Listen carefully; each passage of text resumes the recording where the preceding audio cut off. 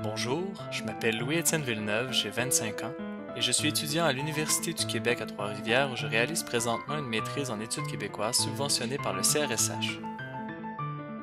Ma journée moyenne se divise en deux temps, un pour dormir, manger et socialiser, et l'autre pour avancer mes recherches sur l'histoire du vêtement masculin, où j'étudie dans le détail les comportements vestimentaires des élites montréalaises au 19e siècle. J'adore mon sujet.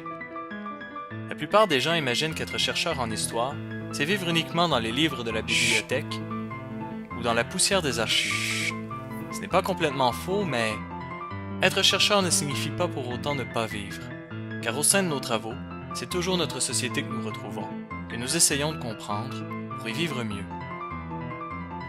Quand un ami n'assume pas un morceau, ou qu'un autre complimente mon style, ou que je croise une cohorte de finissants en veston-cravate, j'y vois mon mémoire.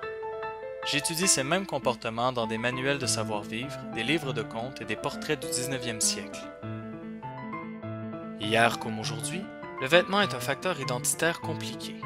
Tout souci individuel soit-il, les choix vestimentaires s'inscrivent toujours dans une matrice qui n'est pas seulement celle de la mode, de l'air du temps, mais bien celle d'un système complexe de références et de significations, où chaque pièce revêt une symbolique, où chaque détail est producteur de sens.